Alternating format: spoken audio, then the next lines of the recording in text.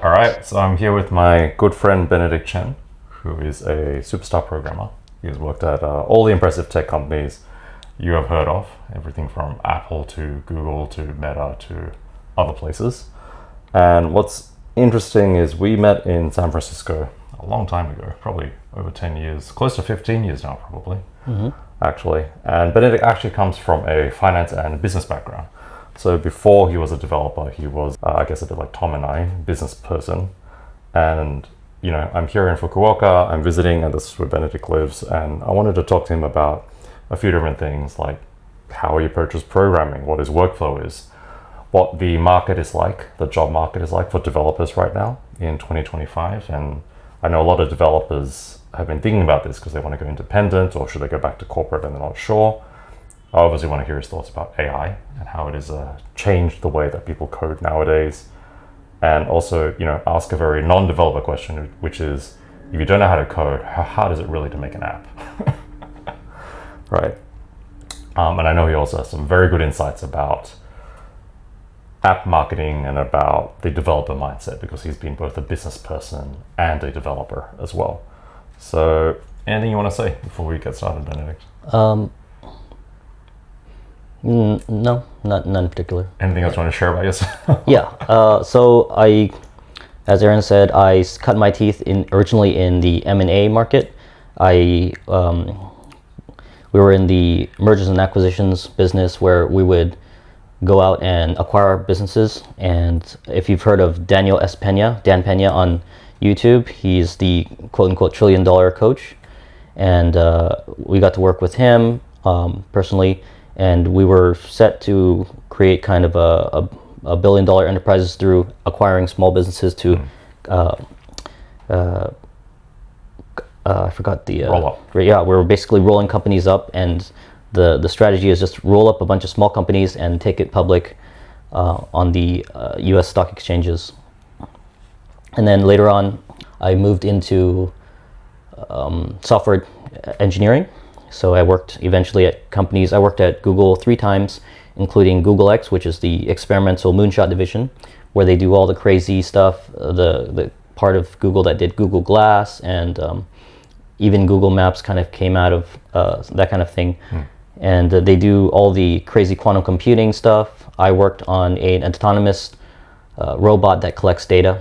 It goes through fields and does scans of the entire thing, and we put together kind of this 3D map of the entire thing and do predictive analytics. And so I've also worked at regular Google, and I've worked at Nest Labs under Tony Fadell. And Tony Fadell, in 1.5 years, actually 1.3 years, he took his company from zero and sold it to Google for $3 billion. And that's when I got to feel what it's like to be under the quote unquote godfather of the iPod, because he invented the click wheel. And then I worked at Apple twice, helped launch iCloud Drive. I was going to be in charge of iCloud Calendar. And then I worked at Cisco, Kodak, LinkedIn, and a startup called Jibo, which was a robot that looked a lot like the Pixar robot. And it's one of the only inventions to make it onto the front cover of Time magazine in 2017 as Time magazine's best inventions.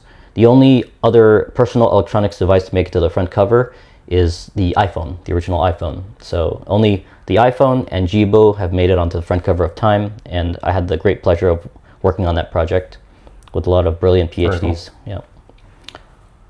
All right. Tell me a little bit about your workflow, like when you actually do programming.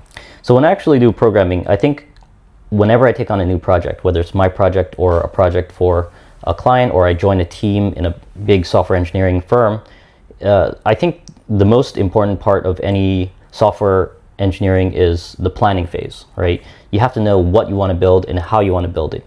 From there, you can kind of guesstimate how long it's going to take. You can get an idea of resourcing. Who do I need? How long? How many hours of each person do I need? And what kind of specialty do I need?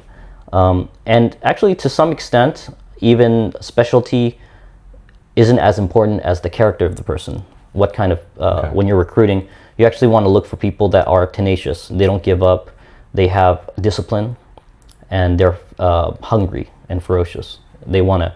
I hired a guy from Eritrea in Africa, and I knew he didn't know a lot of the technical questions I gave him at first, but I saw the moment that as soon as I asked him a question that I knew he wouldn't understand, I kind of saw on his screen, I saw out of the corner of my eye that he quickly alt-tabbed and tried to look it up and tried to figure it out on the spot, that he had that kind of tenacity and the speed of thinking. So I said, this guy's a survivor, and if he was a guy who survived a literal lion encounter when he was escaping out of Nigeria because he had to escape from Africa to make it to the United States. Oh wow! Literally on foot because he refused to pay a bribe, and they threw him in a literal rock-breaking prison where he had to break rocks.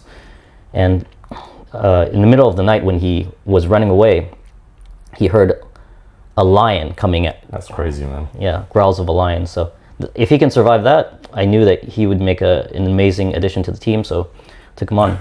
And hiring people based on personal character, I feel, is much more important than their technical skills and abilities. So what I find really fascinating about that is, like, you've covered a lot there, which is like, you have to know what you're going to make and how you're going to make it and who's going to help you make it.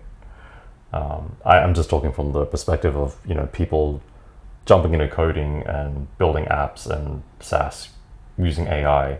They literally are just going into Lovable and typing in, make me an app that does this, and kind of expecting the AI to work out the rest of it, which is, I guess, light years away from how traditional software development works, right? And I don't say traditional in a bad sense, I mean traditional in a creates a product that actually works sense. Right. Right now, these kind of LLMs are great at creating, because they under the hood, it's just a predictive.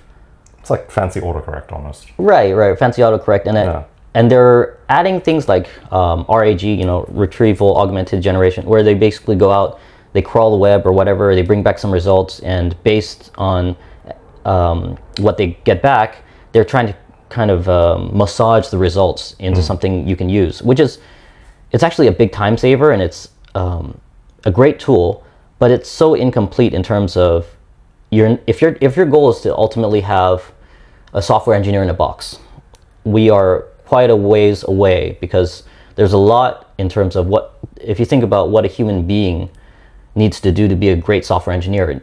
If you were to take a regular human being off the street and you wanted to train them to be to groom them to be a great software engineer, you have to instill a lot of values into them, right? And you have to have them keep the big picture in their head about what we're actually moving towards. And right now, AI is not able to do that. And just having a bigger context window, now we have 1 million tokens that you can keep in a context window, and we can remember that, right? And have better ways to remember things. That's not really good enough, because ultimately, the chain of, right now, I think the big problem with AI, these kind of helpers, whether it's Claude Code or ChatGPT or whatever it might be, is the chain of thought element is just not solid enough. And I think where we're going to start to see in terms of emergence, what's going to come next is we're going to see drastic improvements in terms of chain of thought, and drastic improvements in terms of how these AIs are organized. And I think, especially with regard to, we saw the problem with these generators, when they generate code for you, they don't do a great job of seeing whether or not that code that was generated is actually relevant, whether it's good code or not good code, and it just does more or less one pass. And it takes a human being to go manually to say, let me judge whether or not that code is actually any good. But the thing is, that step of judging the code, it'll take multiple passes, like generate and judge. You could actually automate that. And I don't think right now too many companies, Anthropic or whoever else, are out there creating kind of a generate and judge it, kind of like how generative adversarial networks work, where you have a cop and robbers type of dynamic, where you have like two AIs not necessarily fighting each other, but kind of in competition with one another to improve each other better and better and better. And because I know the non-developer solution would be, just stuff more things into the context so it knows what the correct code to write is. But what you're saying is that even that is not good enough yet. Well, there are all sorts of known problems with that type of strategy, right? Once you fill too much stuff in the context, then the whole context gets kind of wonky and it doesn't produce what you want it to produce. And the problem is not necessarily how many tokens can you keep in memory. The problem really is the chain of thought, the reasoning, like, okay, I'm doing it because of this, and the kind of like how you decide to do something. And I think I've discovered in working with things like Claude Code that there's a lot of pre-programmed fluff, and they try to convince the user that it's doing a good job. Yeah. And it's kind of hard-coded into lying to you and being dishonest. Well, yeah, it's like, the way how to describe it is like, using AI is like holding a gun to someone's head and saying, you have to give me an answer. So obviously it is going to give you an answer. It's going to sound confident about it, but it may be a completely incorrect answer, but it's still going to give you something and try to convince you that it's correct. Right. Because you're forcing it to make a decision, right? Right. And a lot of the times they will end every session with mission complete. I did. You're absolutely right. Right. 100% progress. All the time. Yeah. And it's a lot of raw. Hey, look what a great job I did. And then you go, and when you look at the details, you're like, wait, what is this? This is totally artificial. For instance, one example is I tried to create I tried to see if it could create a biking app, a cycling app, indoor cycling app, instead of having a subscription to Peloton, instead of getting a Peloton that's really expensive just for the bike and then you got to pay for the subscription. I wanted to hook up a bunch of sensors to a bike and aggregate that and put it on a dashboard. Yep. Just very basic. Take the sensor data, plot it on a chart. And what Claude told me was, mission accomplished. Everything you asked for, I did it. All this stuff. And then when I started to inspect the code, I started seeing math.random plotted on a graph. So math.random. So you're just basically plotting random numbers on a graph. To look like, to fake the data. And it wasn't actually reading any kind of sensor data whatsoever. And this happens over and over and over, no matter whether, no matter what you're doing. It optimizes for generating quote unquote demo data or fake data. And so the big problem is, no matter what you're asking, and this is especially true for Gemini, Google Gemini as well. I found that if you were to compare some of the different, the great thing about ChatGPT and Grok is, at least if they do that, they will tell you that they're doing that. Right. If you ask Gemini acts like, it basically refuses to do anything whatsoever. And then if it does do it, all of the generated code is the most low effort demo data and demo code. Not too dissimilar from Anthropic, where it just does math.random everywhere, generate fake data, generate fake statistics, and pretend that whatever it's creating works when it really doesn't work. What's interesting is I spoke with a barrister friend in Sydney last month, and AI has obviously changed the way that they practice law a lot. Like, paralegals don't really exist anymore.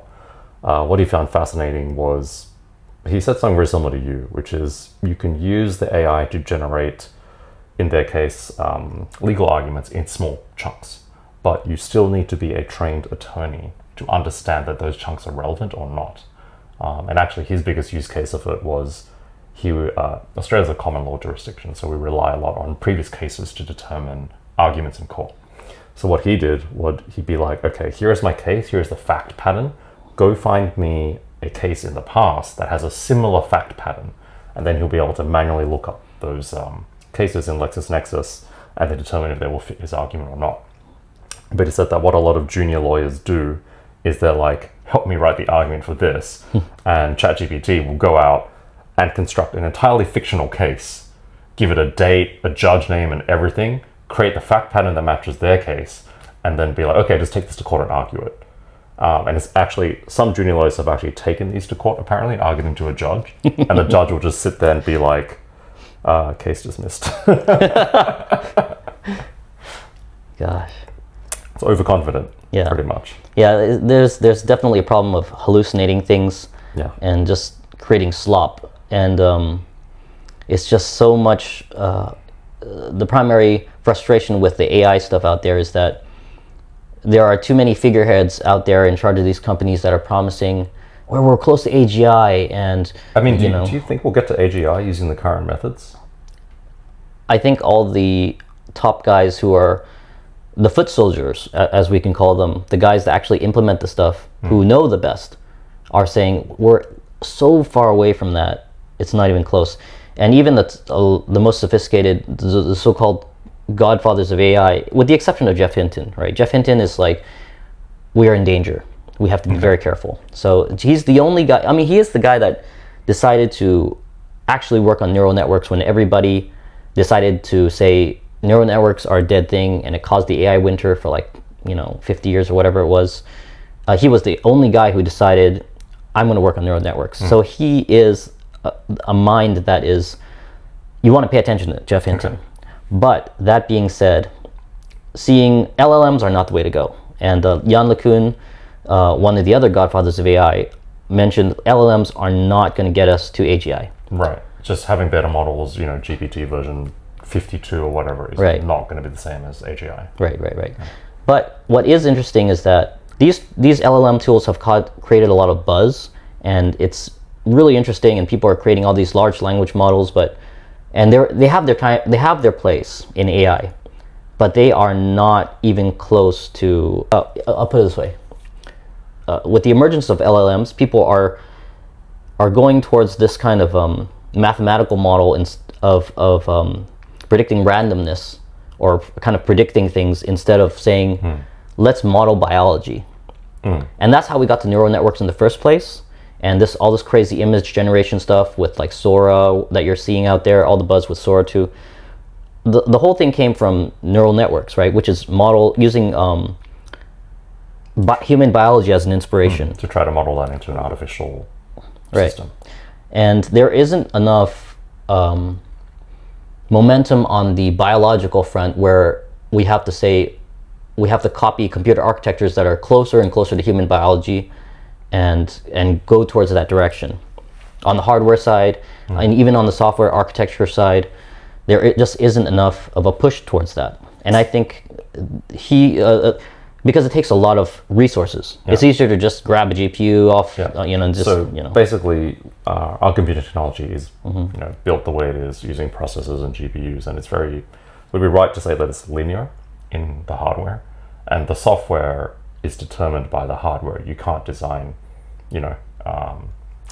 the software equivalent of a human brain and then run it on hardware that's designed to run linearly. Right. We would have to redesign the hardware from scratch, I'm assuming. Right. Well, there are actually people that have worked on it, and there are some chips that kind of are modeling human biology, but there just isn't enough attention on it. Right. Or resources. Right. It's a lot of the thing about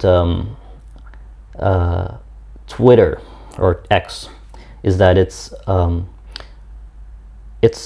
a lot of hype brings the money, and the money brings the ability for technology to flourish. Yep. Right. So without the hype, you don't get money, and without money, technology could just die. Right. And a lot of great technologies have died because there just isn't the hype behind it. There isn't the hype train, and a lot of people might look at marketing and hype as like, I think especially with the software engineering communities, there's not enough reverence of there's almost a disdain for hype. Right, exactly. Yeah. It's like the people look down on influencers or as being kind of like superficial or whatever it is. But you know what? If there isn't that kind of momentum of the human psychology behind it, how are you going to get people excited about it? And if you don't get people excited about it, where's the money going to come from to make this stuff come to fruition? And I think what Sam Altman and Elon Musk are really good at is creating the hype. They are as much marketeers as they are technologists, perhaps even more so. I'd say, when's the last time they sat down at a computer and started programming? Probably a long time. Spend a lot of their time doing publicity, press, stakeholders, hype. Arguably, Elon is more has spent more time typing into X and posting, right? Both They're doing engineering, right? Yeah, than engineering. Like how much code, how much of the day is spent on coding, right? It's more important for them to direct the minds of the masses and raise capital, and then direct the people involved and getting their employees excited, which is all just psychology. It's really important, much more than this any kind of of course engineering, putting your doing the actual work matters, right? I'm not trying to say that it doesn't matter. Of course it matters, but if without the resources, those things will never happen. So I think this is a good point to seg into, and we're going to jump around a little bit. Thinking like a developer versus thinking like a marketer or an entrepreneur. Like you've had experience in both, and from what I've seen, they're very different ways to think about how the world works, right? Can you sort of tell us a bit about your personal evolution? Like when you started development, how was it, and then where have you arrived to now after a long time of doing this? Right, and I think a lot of people who are entering the software engineering market, maybe you just got out of school or whatever it might be, people who have just finished studying computer science and they're entering the software engineering discipline, there are different stages to your career. In your beginning, your mid game, and your end game, right? Towards the late stage of your career. So in the beginning, especially as coming from a kind of a business background, if you have ever tried to run your own business, or even if you're an athlete and you're trying to like be responsible for your own progress, you are the how do I say? You are the primary stakeholder, right? And you care a lot about the overall business, whether it succeeds or it fails. Yep, it's mostly on you. Yeah, it's all on you. And if you have a lot of skin in the game because it's yours. Well. So the problem with once you go off and you be you decide to be part of a software engineering team, you take a step back and you say you're less connected with the success of the overall organization because that kind of responsibility is a little bit dispersed. And you have a very specific thing to do, and other people have specific things to do, and it adds up, but you're not the primary stakeholder for making sure it's delivered. And it's even worse the bigger the company is. Like these trillion-dollar companies like the Googles and the Apples, and yes, there's a lot of prestige in belonging to an organization like Google X, right? Belonging to Google X and all the flavors of Google, all the flavors of Amazon, Apple, Meta / Facebook. It's great to have that on your resume, but I think once you enter these organizations, you're going to meet a lot of individuals who are alive on the outside. Okay. And that's the best way I can put it. That they're alive on the outside, but that deep down inside, they're just bringing their bodies to work and they're optimizing for the least amount of trouble while still being able to collect their paycheck. Right? I think that's fair in most corporate jobs though, right? A lot of people just show up, do what they have to do to get paid, not kick up a fuss. Yep. And then go home and try to live in whatever hours they've left in the day. Yeah, but I think before Steve Jobs died, and even Apple, when I joined Apple, like I joined only a couple years after he died, you could still smell and feel that kind of atmosphere where people came to work, even though it was a really big company, worth billions and billions of dollars, you can still feel that people that came to work wanted to do something with their life, and that what they did. They believed. Yeah. They believed that what they were going to do was going to impact millions, if not billions of people. Right. Because it does. Yeah. Right. And you care that your work or something that you do is actually going to affect people in some way. And I think, because I went to Apple twice, the first time I definitely felt it. And the second time around, it was gone. It just became another corporate job. It was just awful. And I think you can tell a lot about the overall state of something by looking at the details, and just the cafe, just eating at the so-called Max Cafe, where all the employees eat at, right? So when I first went to Max Cafe, I was with my team and my boss sat me down and he said, You know, the word around here is Steve Jobs came in here and had a bad soup one day, and he fired everybody.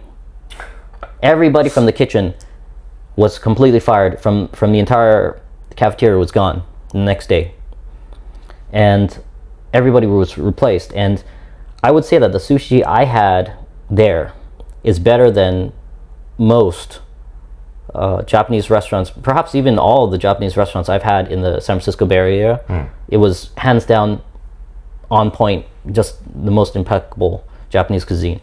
And it wasn't just that, it was all kinds of different food that, like, just something as small as the food you eat, people were paying a lot of attention to it. But I think we've seen the cultural shift of, it's not just the cultural shift within Apple, it's the cultural shift of perhaps America as a whole, and by extension parts of the world, where people don't want to just people are optimizing to be comfortable and feel good with what with the current state of affairs. Whatever things are, they just want to feel accepted as it is, instead of saying, I'm not happy with where I am. I want to do better. I want to improve, and I'm willing to do anything it takes to get there. That kind of mindset is becoming less and less and less. So how do you reconcile that? I know this is going a bit from I'll talk about developers, but how do you reconcile that with the fact that people obviously want more, right? Like they hop on social media, they see friends, influencers, they see trendsetters doing all these things. They're like, why don't I live that lifestyle too? And I think what you said about they're willing to do whatever it takes to get there, I agree with that. I think that's very true, but at the same time, it's almost like they're not really willing to do everything to get there. Like the attention to detail has been lost or something. They're just like, I just want to shortcut there as quickly as possible. Yeah. Well, I think there's always been this kind of magic pill idea, right? Eben Pagan talks about how the greatest way to the best strategy to sell somebody something is to imply that you have a magic pill. One pill is going to solve all your problems, right? And a lot of people are kind of tricked into this idea because deep down inside, everybody wants to take that shortcut. Right? Everybody thinks there's a well, I mean, humans as biologically we're optimized to exert the least effort possible to get what we want. Right? Sure. But I think the reality is, especially now, I've spent some time rekindling my connection with the sports world. When you go to the gym, it's always not just one thing. You can't just do one exercise. You have to do a bunch of exercises. Even just one muscle group, you have to do several different things to make it, to maximize and to take it to the limit, right? And imagine, like, when you're playing, whether it's tennis or badminton in my case, you can't just practice one technique. You have to practice a number of things, right? And so it's never always going to boil down to one thing. You have to leave no stone unturned, right? And that's the same with software engineering and development. You want to come in with the mindset of, if I'm going to be great at this, right, I'm going to leave no stone unturned. Right. If you're going to specialize in this one particular thing, you can't just say, well, I'll just study this one thing because that's that's all I need, or this is the magic pill, so I'll just do this. It's not going to be good enough. You have to be great at everything you could possibly be great at. As a software engineer, right, there are things that, like, you have to know what the best practices are, right? You have to know things like and these things change over time, so you gotta and they evolve, and you have to kind of update your mindset.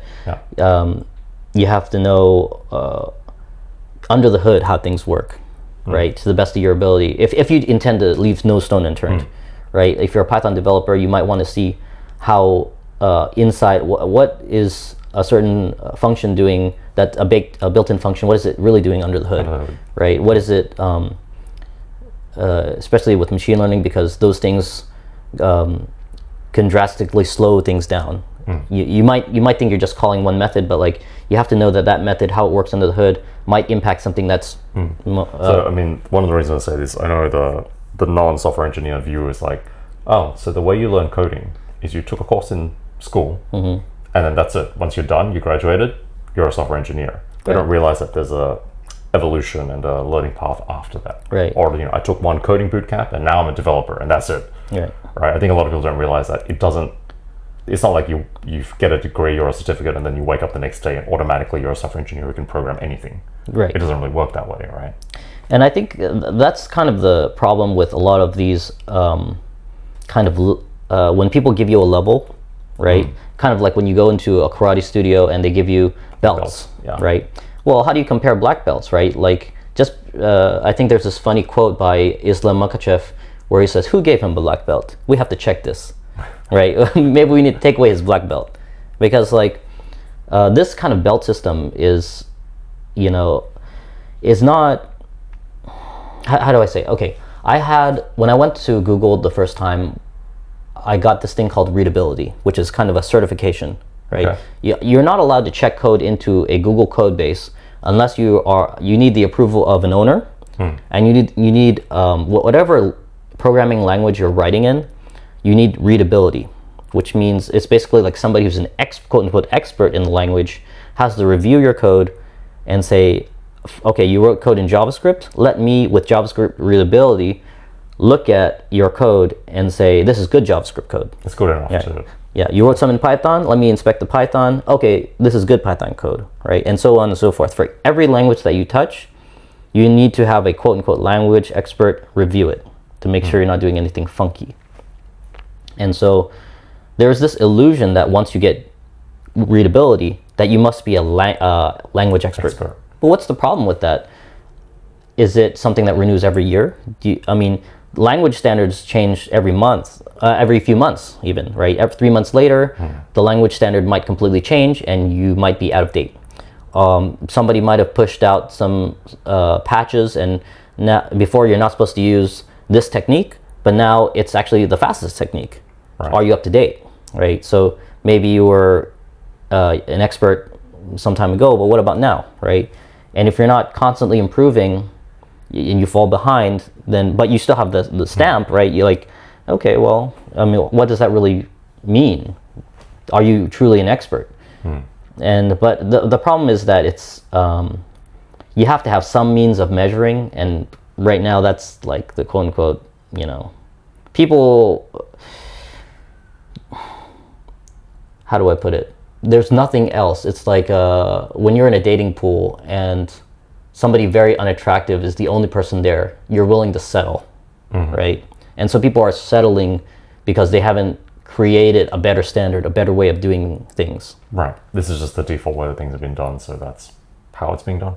Yeah, it's like people aren't spending the time to think about, hey, is there a better way? And it used to be, that's kind of, I'm a little bit saddened by the last 10 years, because in the beginning, about 10 years ago, people still had people were still thinking about, is there a better way? They would constantly ask themselves, is there a better way? And the cultural shift now, I feel there's been a very horrible cultural shift in terms of people are optimizing for regurgitation. So really, software development has kind of become like almost any other profession, in a way. Because other professions are pretty much at the level that you've talked about. People get certifications, they get degrees, they get a minimum standard, and kind of that's just the industry standard. There's no recertification, there's no constant pushing for innovation or anything. Silicon Valley and software development specifically were kind of like the bleeding edge of that, right? There was always a drive to make things better, right, in both the product and in the how we get to the product. Right. But that, you're telling me that doesn't really happen anymore in the last decade. Early on, when I first joined Google, people were always wanted you to ask yourself, can I do better? Okay, well, great. It's great that you've done X, but can you do better? Right? Same with Apple. Can I do better? And I think people are not really asking themselves even the most basic tasks that are already well established. There's already like the state of the art, and maybe your heroes have because people in software engineering also have heroes, right? Okay, so my hero created this methodology, and I look up to them, but they don't ask themselves, but is there a better way? And can I do better? Right. Can I do better? And so, and I think that's also perhaps I don't want to say a self-confidence issue, because it's not really a matter of confidence. It's just people are not challenging themselves anymore. They just want to say, they just want to feel comfortable instead of uncomfortable. And I'm kind of unhappy with the latest trend of constantly seeking therapy and trying to kind of pat yourself on the back, and this cultural shift of I'm okay, you're okay, however we are is good enough, and everything is all the bad stuff in your life is due to trauma.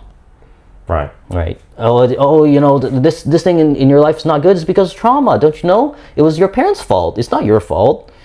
And I think there's a big problem with that, because if you go to the gym, if you've ever decided to try to improve your physique or athletic performance or anything like that, or even you're just trying to study, you have to create micro trauma on your muscles. Like, that's what you're doing when you're going to the gym. You have to stress yourself to adapt. Right. Yeah. You're going to the gym to create micro traumas, micro tears in your muscle fiber. That's basically what working out is, right? In terms of, like, if you're lifting weights, you're basically trying to create these microscopic tears in your muscle fibers, and that is trauma. You're traumatizing your body. Not too much. Yeah, there's a sweet spot of how much you want to traumatize those muscle fibers, but without that kind of targeted trauma, how are you ever going to improve? How are you ever going to get better? And there's the adage, more pain, more gain, right? No pain, no gain. If you don't experience discomfort, pain, and unhappiness, how are you ever going to have the motivation to get better, right? And there's too much of a focus of, I just want to feel good. I want to take the easy way out. And that is never, and I think this was indicative of when Tony Fadell, I want to use this as a kind of a case study. Sure. When Tony Fadell's company Nest Labs was acquired by Google, I noticed a big clash of culture. And anybody who was in the company at the time knows this. This is not a secret. Now, they might not have talked about it publicly. They might not want it to be talked about publicly. But there was a clash of the Tony Fadell, Apple, Steve Jobs style culture and the Google style culture of at the time, right? Because Google famously has a lot of free stuff and people don't work on the weekends and all this other stuff. Tony Fadell, Steve Jobs Steve Jobs in particular was famous for calling Vic Gundotra, who was a VP at Google, on the phone on a Sunday at like in the middle of the night. It's like, Vic, we have an emergency situation. The yellow on your Google logo for the iPhone is the wrong color of yellow. I already assigned somebody to take care of this. I need you to fix this as soon as possible. Please assign somebody on your team to work with my guy who's going to help correct your tint of yellow on that logo. And he had to call him on a Sunday to get that done, right? He cared so much. And I don't care what time of day it is. I don't care what day of the week it is. If it needs to get done, it's going to get done, right?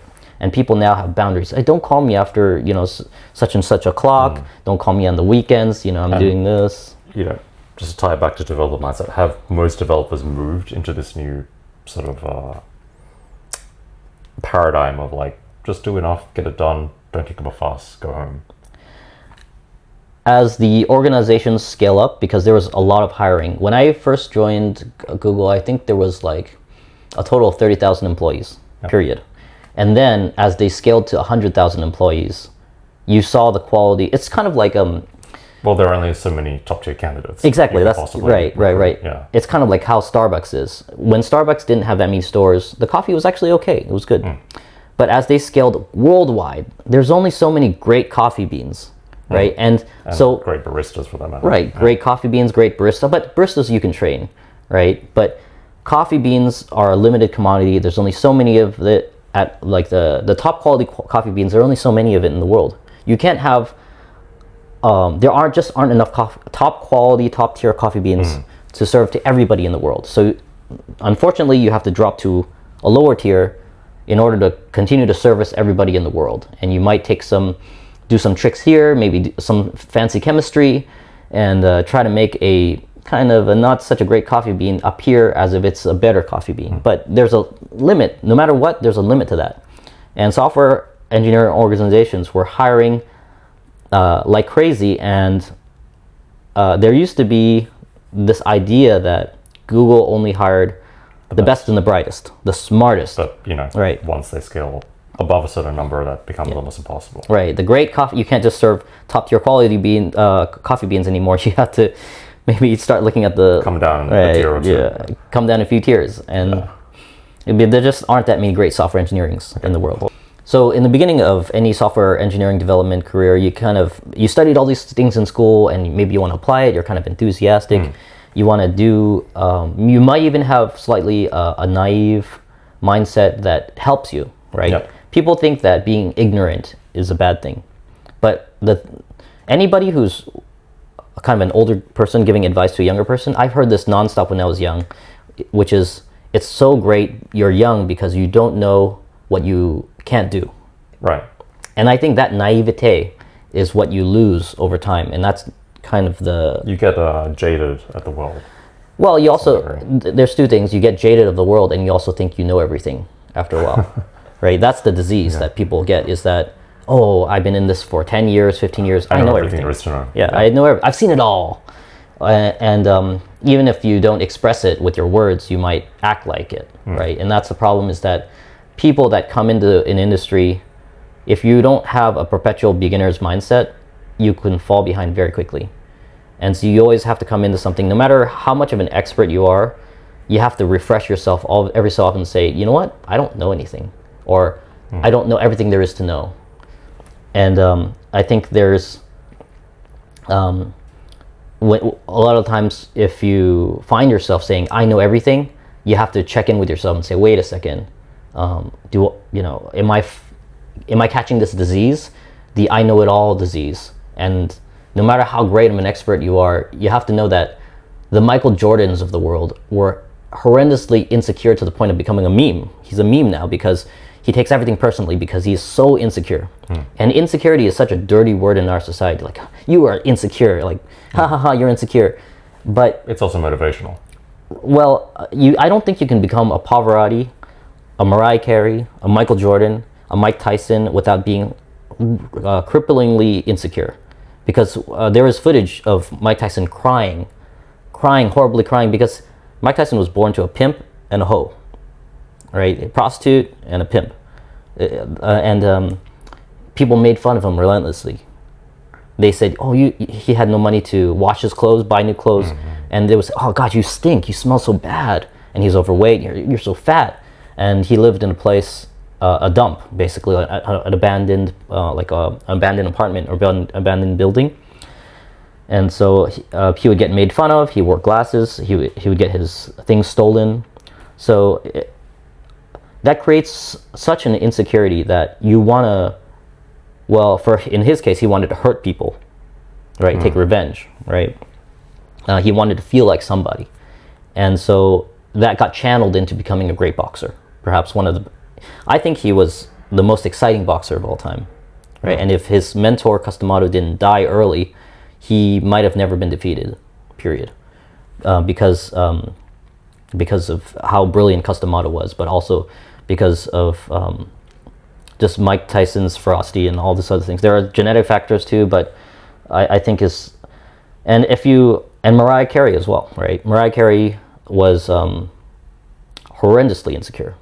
And her sister is a prostitute, or was a prostitute, that has AIDS. I don't know that. Yeah. Her sister has AIDS, and she grew up, her sister tried to, allegedly tried to sell her into prostitution a number of times, even gave her drugs to try to, while she was underage. Right. And being half black and half white, or, well, technically not exactly half and half, right? But she's part black, and she grew up in while being in a time where that was not okay, right? So she experienced a lot of racism, like just straight up discrimination, and that kind of insecurity was kind of a necessary element. And Michael Jordan, we all know, Yep. you know, his dad abused, you know, there's a lot of verbal abuse to the extent where he hated his father and always felt he wasn't good enough. And But that's what drove him to do yeah, great things. right. And Like, so using that over time, developers, and I mean really any professionals, they lose that insecurity. when you're a beginner, everybody is now I don't know if this still happens, but when I was coming into the industry, people always talked about the imposter syndrome. Yep. Everybody had imposter syndrome because you're surrounded by all these incredibly smart, incredibly brilliant people. God, everybody felt insecure being next to, you know, the inventor of Python is just, you know, sitting on the hole. yeah, like when I like Guido von Rossum used to work at Google, and it's like, God, this inventor of Python's here, you know, blah, blah, blah. And you know, when you go into these companies and the best and brightest are just sitting at a desk, and you're like, gosh, how do I even measure up to these people? Correct. You feel you can perhaps even never measure up to these people, but they don't know how bad you are yet, so you better study your butt off. So that drives you to develop your skills to, you know, work better, harder, whatever it is. Well, the idea that you're an imposter but you don't want to be found out, Yes. that feeling is going to drive you to, like, nobody asked me to stay 12 hours, 14 hours a night. I did that by myself, Yeah. of my own volition. But if you do that nowadays, people are going to look at you and say, what the heck are you doing? In fact, when I went to Google X around 2018, 2019, the mindset had changed so much because the shift in culture, right? When I went to Google X, I came in on a weekend because I wanted to do that same kind of mindset. I wanted to be, you know, Drive yourself. right, Yeah. go full effort. There were people there, but they started to question why I was there. Why are you here? Oh, interesting. Why are you here?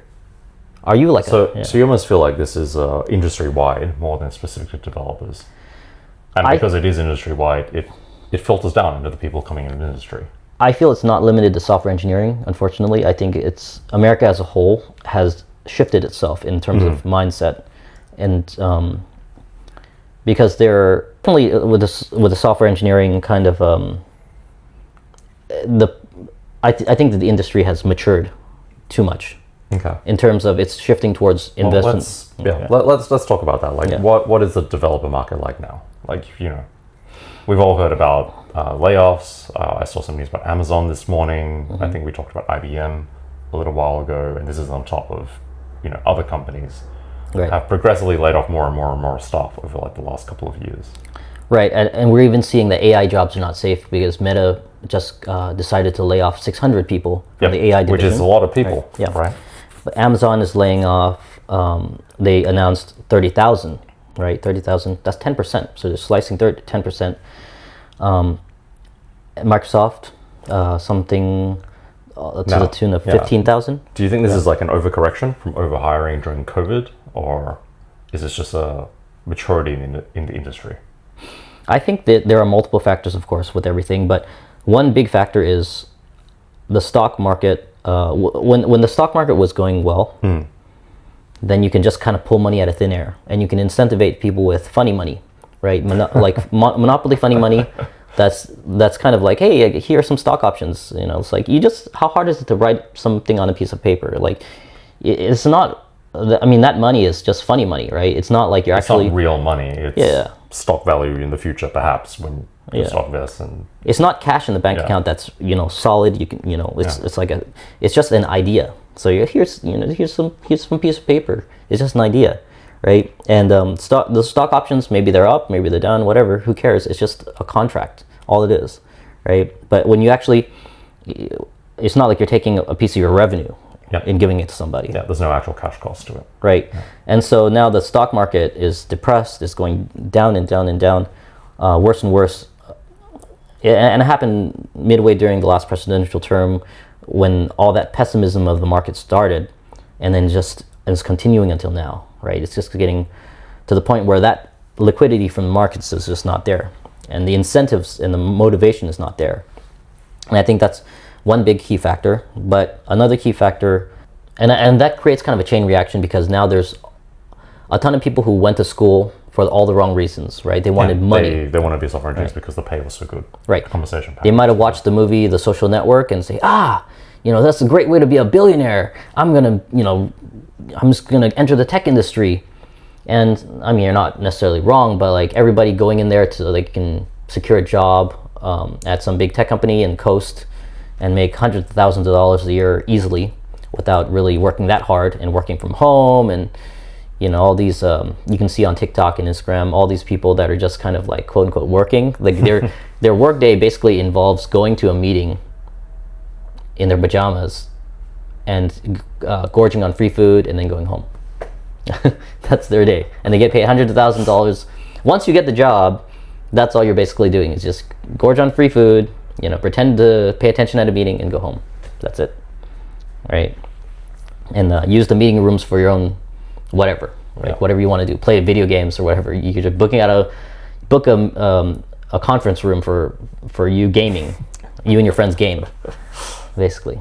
Another issue that's happened over the past 10 years, and this actually goes back a lot further because my dad actually had started his own software consultancy firm way back in the day, and even he relied on the H-1B visa to get employees from overseas because they were cheaper and they were willing, because they were locked into that H-1B. Even if you don't really want to work as hard, you have no choice. Yeah, because your visa is tied to your employer, essentially. It's either go back to your wherever you came from and lose everything, or work really, really hard and keep your visa, right? And so a lot of big companies are kind of also relying on this H-1B visa to kind of say, you know what, we can get, I don't want to say legalized slavery, because lower cost labor that works harder. Yeah, there's a bit of an arbitrage there, right? You're still paying these people a quote unquote reasonable wage. You're paying them a lot less than someone locally. Right. If you hire somebody locally, you might have to pay 2 or 3 times as much. And there's also that added motivation. It's like, hey, if I take away your visa, then you're screwed, right? Yeah. Then you have to go back, and there's the shame involved, and you lose whatever you have here. Yep. So there's that, but this has kind of led to excessive abuse of this. Whereas when you import that many people, now I'm not talking about. I want to make I want to distinguish between people who are born in a region of the world and grew up with a culture versus, I'm not trying to say ethnically, anything. Okay. Right? This is if I'm ethnically Chinese, right? I was born to a Chinese and Panamanian Chinese kind of mix, and I grew up in the U.S. I was born in the U.S., grew up in the U.S., and you can say I'm Chinese, right? Yep. By blood, I'm ethnically Chinese. But when I go back to China, there is a culture clash. Oh yeah. Right? Hey, I heard you eat food with knives and forks all day. Do you eat hamburgers every day? Do you eat steak every day? Right? And can you even yes, I do. can you even speak Chinese? Right? Can you even speak Chinese? And there's this kind of they acknowledge that you're not really part of that, right? So like, you can say that I'm Chinese, but am I really Chinese? Like, I didn't grow up in China, right? So there's this kind of I think for some people there's this identity crisis and so forth. But regardless, what I'm trying to say is that somebody who is born in a certain country is not necessarily, there are white people in China, black people in China, but they're Chinese, right?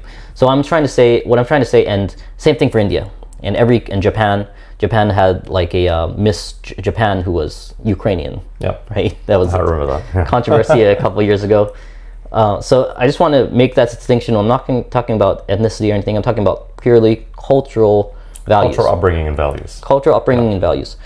When you bring enough of a certain type of person from another country over, and your team is now 80% or 9 or above. The team starts to think that way. Yeah, that culture of that country starts to become the culture of the company. Correct. Right? When I went to Google X, they hired primarily only people from China. and Russia. Interesting. Not so much India. Huh. Cisco is heavily, they only hire from India. India. Okay. And of course, when you have an Indian manager, they also only hire other Indians. Right. I don't know why. That just happens to be the thing. And when I was at Apple, anybody who wasn't Indian was not allowed to play on the badminton team. Interesting. Yeah. You might be the best player in the world. Doesn't matter. Right. They didn't let me play, even though I competed nationally. Yeah. And I was kind of well known in the community. Even one guy came up to me. He's like, "Hey, aren't you such and such? I remember you from back in the day. You used to be part of the, you used to be famous." He literally said, "You used to be famous." And I wasn't allowed to play and represent Apple because the guy in charge was Indian, and he only let other Indian people play. So there's that kind of, if you're not one of us, we won't. And you can imagine what that means for hiring processes. Yeah. Right. It's like the people-based version of an echo chamber. Yeah.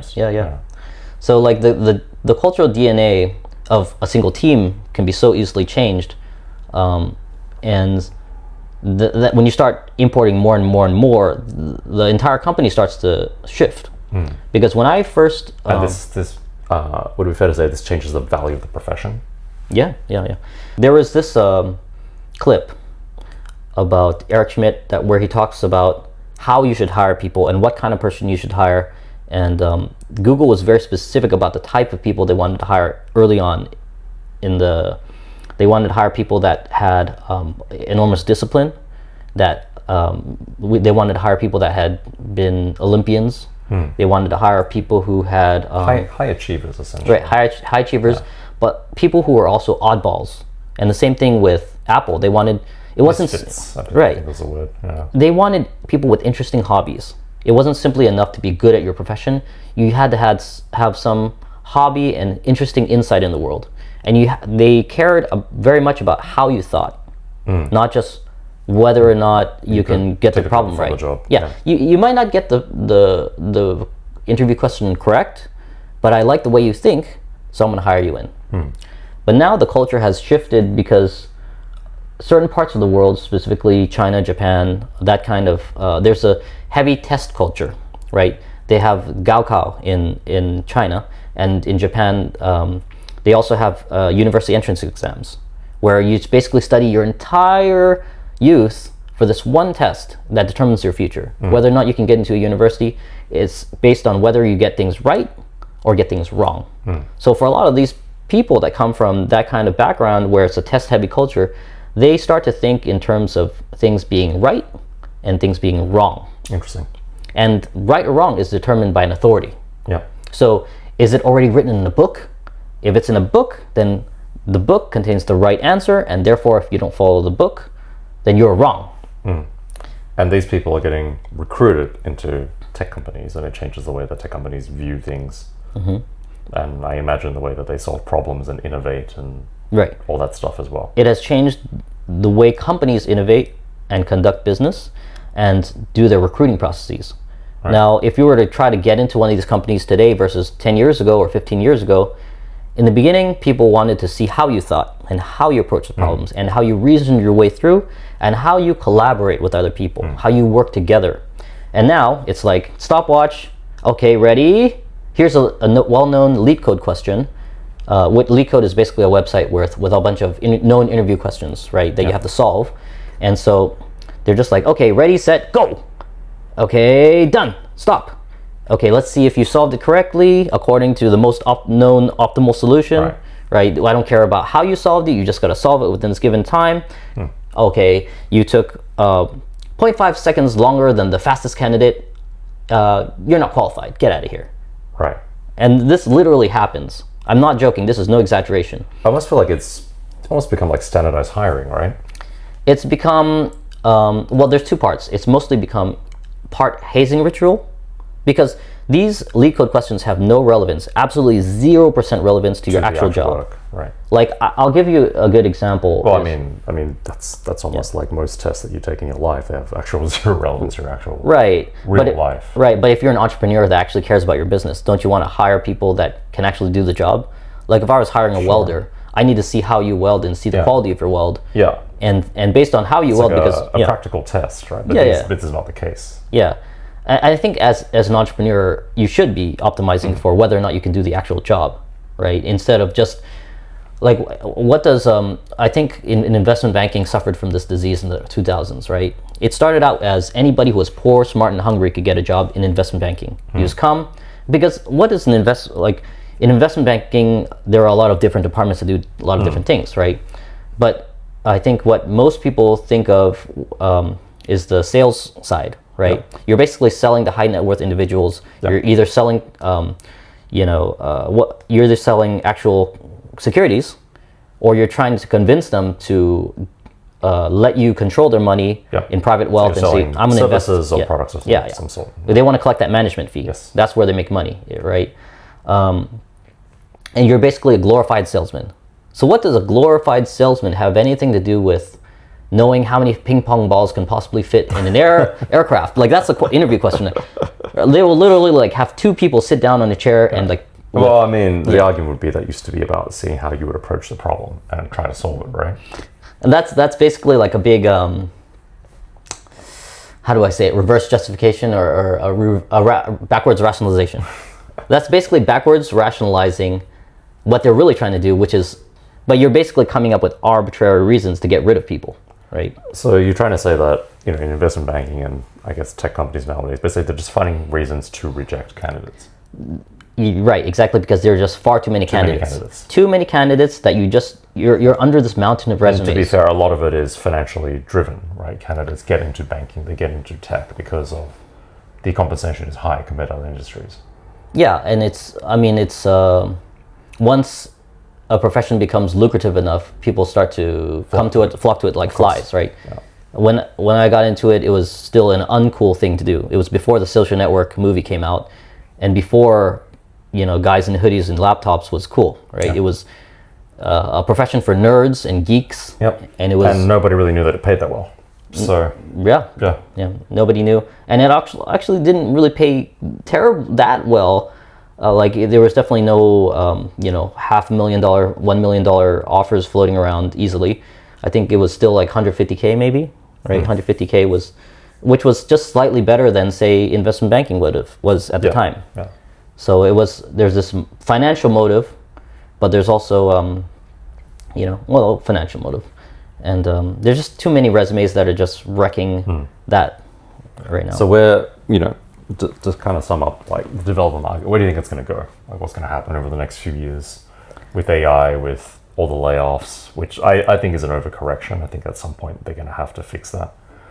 But I think, it's so hard to predict these things, but I think Google might not be able to, it's going to go the way of IBM.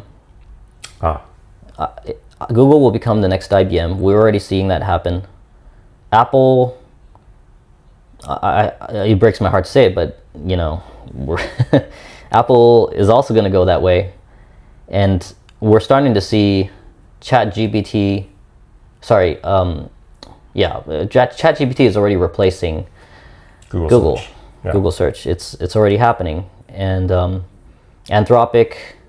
A lot of the brilliant people from OpenAI went to Anthropic, so we're going to see.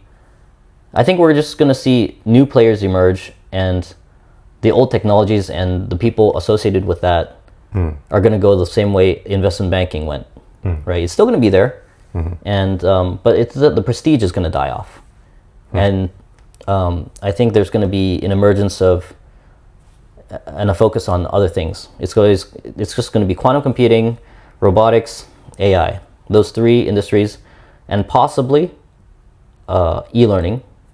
Because there was an actual prediction that it's going to be the biggest market, e-learning, because you're getting machines to be there's this kind of this idea of improving machines to be better than humans, but there's also the idea of improving humans to be more brilliant and efficient, right? And some people are saying, like, the Neuralink thing, let's merge the two or whatever it is.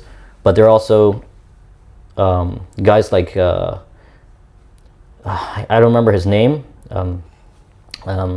There's that scientist who modified two twins to be immune to AIDS or HIV in China. I remember that. That guy apparently he's in the U.S. now. Oh, right. And his Twitter feed is all about improving the human genome through gene editing. So bioengineering. Right, bioengineering. Of course, there are ethicists. There are people who are raising ethical concerns, saying, "Yeah, this is not good. This is not good." But consider if you were just really practical. You just wanted to see progress. You don't care about quote unquote ethics, right? And ethics are kind of subjective depending on what part of the world, cultural norms right? and everything too. Yeah. If you were to set aside religion and you just cared about progress, wouldn't you want to build a smarter human, a faster human, and whether or not it's okay? Well, you would. I would. I would argue that a lot of the world probably doesn't care anymore, which goes back to your point about, the beginner's mindset has kind of been lost in a lot of industries. Yeah. Yeah. I would say that if you are concerned about AI taking over the world, then you should be even more pro gene editing in terms of building better humans, building smarter humans with bigger brains, and you even perhaps if you cared about athletic potential, you can use gene editing to make humans naturally have better, more resilient muscles and bones and whatever it might be that you think is going to be great. All right, man. Anything else you want to share before we wrap up? I spent the last year or so going into the professional badminton industry, and if you'd like to help support me, I have a Patreon if you'd like to donate and be a patron. So you can check out my Instagram or go on my Patreon and support me there. I've also released some music. So if you're a professional singer or you aspire to be a professional singer, I have some vocal training courses that you can improve your musicality and improve your ability to sing. I have some courses out for that. And I've also, if you like to go to the gym and work out, I've released an album for you to basically listen to as you work out to help motivate you and brainwash you to kind of learn to embrace the pain of the workout and to enjoy it. So you can find that on Apple Music if you just search Benedict Chen Step by Step. I'll put some links in the description. Okay. So yeah, thanks for taking the time to speak to me today. It's a very wide-ranging interview. I know we started in coding and ended up in human enhancement, which is kind of cool. Like Benedict said, he can be found on Instagram. I'll put the link in the description, as well as his Apple Music and other links as well. And if you enjoyed this interview, be sure to hit subscribe, and we'll let you know when the next one is out. Great. Thanks. All right. Thanks, man. Thanks for having me.